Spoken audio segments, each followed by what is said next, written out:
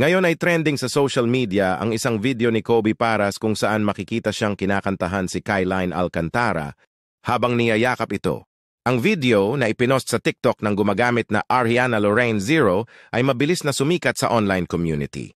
Sa video, makikita ang saya ni Kyle habang binibigyan siya ni Kobe ng matamis na halik sa balikat habang patuloy na kinakantahan. Hindi ito ang unang pagkakataon na nagkaroon ng viral na mga larawan at video ang dalawa. Noon pa man isang video ang kumalat online kung saan makikita ang dalawa na naglalakad pabalik sa kanilang sasakyan.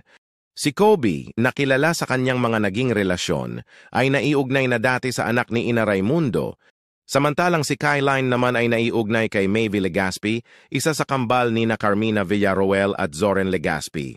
Minsan nang umani ng atensyon ng kanilang mga social media posts at public appearances na nagiging sanhi ng mas malawak na interes sa kanilang personal na buhay.